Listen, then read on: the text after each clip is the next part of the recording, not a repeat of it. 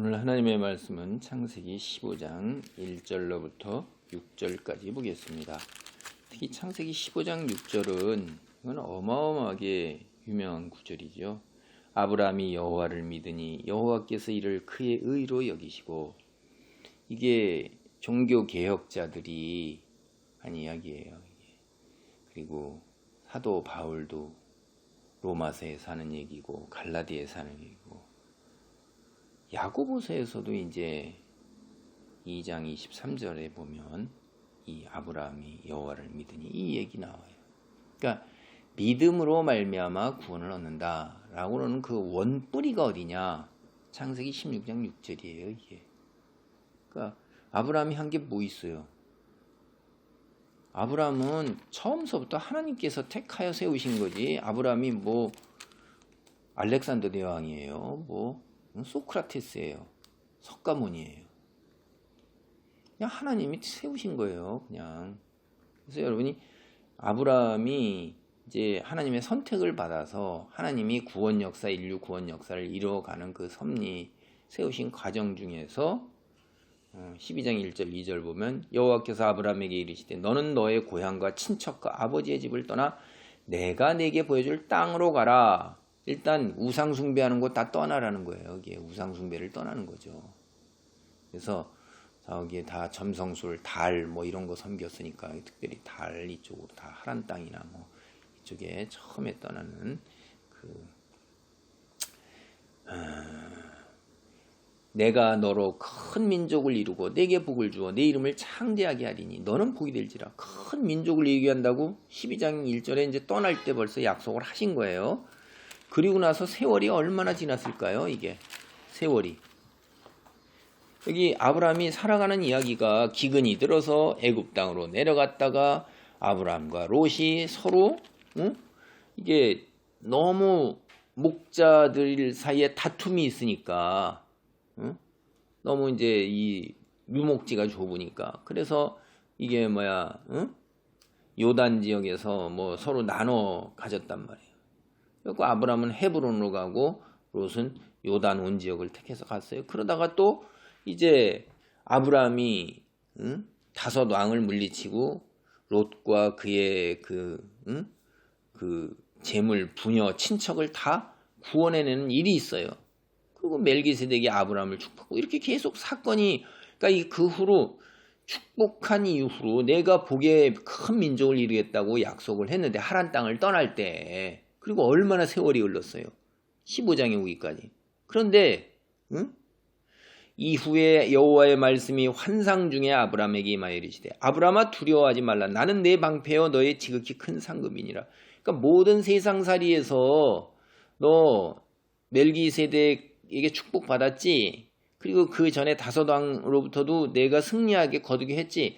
내가 세상의 모든 어려움과 환난과 재난으로부터 너를 지키는 방패다 라고 얘기하는 거예요. 그리고 내가 너의 큰 상급이다. 여호와 이름을 의지하면 이 세상에서 안 될 일이 없다는 거예요. 그렇죠? 상급이니까 모든 영광 내가 이 땅에서 취하면서 드러나서 그렇단다. 그러니까 아브라함이 이르되 주 여호와여 무엇을 내게 주시려 하시나이까? 나는 자식이 없사오니 나의 상속자는 이 다메섹 사람 엘리에셀이니이다. 아니 하나님이 내 방패시고 상급이시라는데, 그리고 내가 오랜 세월 전에 이미 하란 땅을 떠날 때 큰 민족을 이루게 하겠다는데 세월이 얼마나 지났는데 자식이 없는데요? 자식이 없는데요, 저? 이렇게 하잖아요. 그러면 다메섹 사람 엘리에셀은 누구냐? 자기 집의 청직이에요.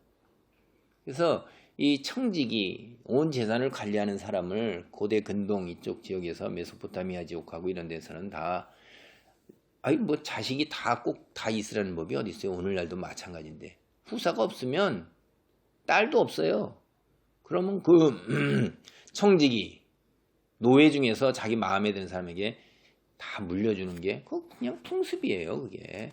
그러니까 자기도 지금 자식이 없으니까 그 풍습 따라서 세상 살아가는 데 따라서 그냥 그대로 물려주겠다 그런 거예요.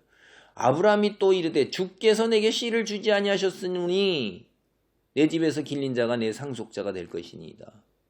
네.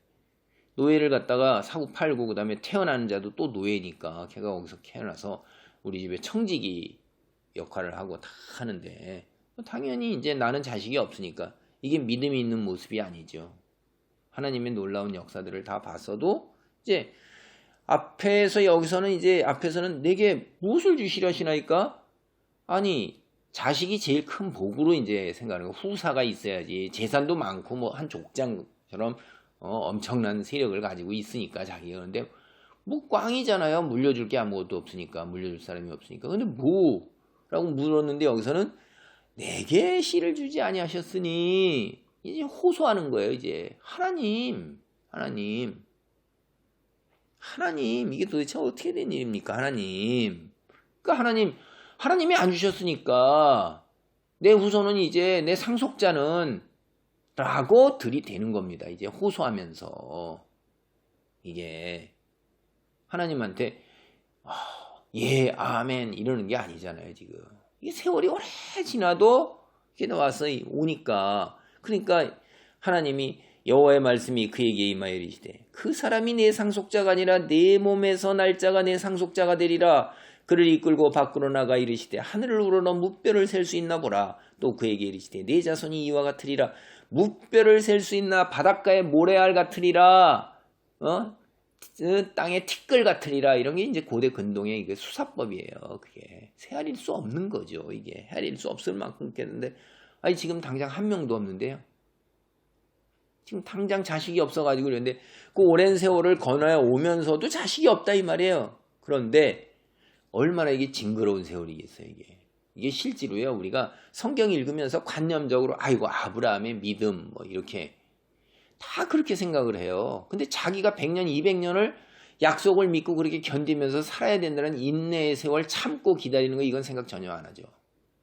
그럼 여러분도 우리가 여기 교회에서 신앙생활하면서 기도하면 뭐 즉시 응답 내려오고 하늘에 별이 번쩍하고 뭐 천둥번개 있고 뭐 취직이 되고 자식이 빌병이 치유가 되고 뭐 부자가 되고 내 병든 것이 낫고 막 이렇게 기도만 하면 척척척척 다 이루어집니까?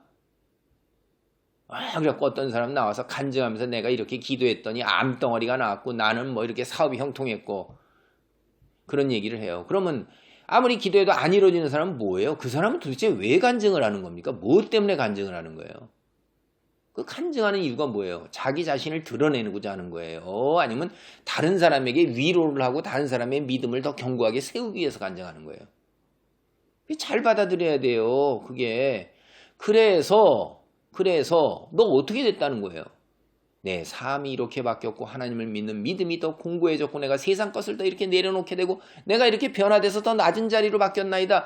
예전에 나와 오늘의 나는 하나님의 기적의 손길을 체험해서 나는 이제 더 세상의 것 다 개똥으로 여기고 아무것도 아니고 이렇게 하늘나라만 바라보면서 가나이다. 여러분 참고 기다리시면 반드시 하나님께서 하실 것입니다. 그게 돼야 되는 거예요. 간증이 무슨 놈의 잘난 간증이 그놈에게 신앙에 뭐 지가 위인인 것처럼 그렇게 되고 그걸 이용해서 사람들 갖다 끌어모으고 있는 사기꾼 같은 놈들이 너무나 많은 거예요. 이게 간증이 뭐가 간증인데 진짜 참. 여기 정말 우리가 아브라함이 큰 믿음이라고 그러지만 이거 100년 200년씩 이렇게 자식 준다고 그랬는데 안 주고 이렇게 사는 게 이게 얼마나 고통의 세월이고 징그러운 세월이에요. 이게 징그러운 거예요. 실제 겪는 사람은. 뭐 그렇게 성경 보면 뭐 관념적으로 자꾸 생각을 하시니까 그런데 현실에서 겪는 건 그런 게 아니라는 걸 여러분이 아셔야 돼요. 믿음이 뭐 그냥 이렇게 복되고 즐겁고 형통하고 이런 거라서 그냥 그렇게 가는.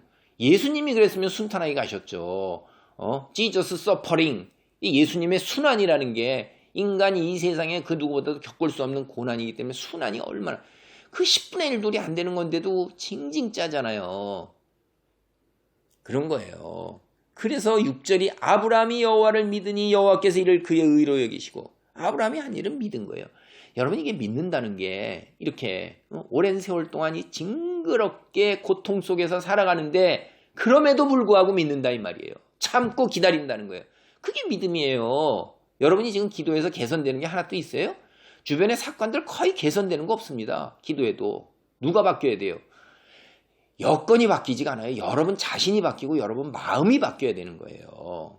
믿는 믿음의 마음 속에서 여건이 그리한다 할지라도 내가 평안을 누리는 게 그게 믿음이에요. 불가능한 데서 평안을 누리는 거예요. 그게 믿음이지. 무슨 뭐 다 잘 이루어지는데 거기서 평안을 누린다. 세상 사람들 다 합니다. 그거는. 그 말이 안 되는 소리예요. 그러니 여호와의 믿음이 이게 고통 속에서 징그럽게 뭔 일이 형통하지 않는 속에서 여호와를 믿는 겁니다. 이게 믿고 기다리는 거예요. 그래서 그게 믿음이다. 이렇게 얘기를 하는 것입니다. 그게 뭐라고 그럽니까? 이게 로마서 4장 9절에 가보면 그런즉 이 복이 할례자에게냐 혹은 무할례자에게냐 무릇 우리가 말하기를 아브라함에게는 그 믿음이 의로 여겨졌다 한다. 4장 3절도 보면 성경이 무엇을 말하느냐 아브라함이 하나님을 믿음에 그것이 그에게 의로 여겨진 바 되었니라. 그래서 구원을 받고 형통하게 된다 이 말이죠. 예? 그게 갈라디아서도 우리가 갈라디아서 3장 6절 보세요. 갈라디아서 3장 6절도 그런 얘기를 하고 있다 이 말이에요. 갈라디아서 3장 6절도 뭐라고 그러냐면 아브라함이 하나님을 믿음에 그것을 그에게 의로 정하셨다 함과 같으니라 그런 거예요. 뭐 믿음이 그냥 저절로 믿어서 쉽게 형통하는 가운데서 믿었다 그랬더니 그거 아니냐. 그런 얘기가 아니라고 제가 누누하게 말씀드리는 거예요. 그리고 여러분 믿음은 내가 믿습니다 이런 걸로 끝나는 거다. 믿습니다 그러면 어떻게 해야 돼요? 그 속에서 그렇게 살면서 여건이 불행이요, 고통이요, 괴로움인데도 믿었으니까 그렇게 이루어질 건데, 뭐 지금 육체적으로 어렵고 뭐 힘들다도 평안을 누려야 되는 거예요. 평안을 누리지 못하면 그게 믿음이 없는 겁니다. 행함이 없는 거예요. 그래서, 야고보서 3장 23절이 뭐라고 그래요?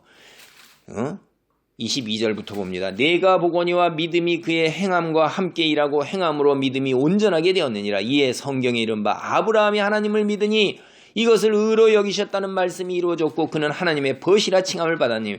앞에 뭐라고 그래요? 야고보서에서요.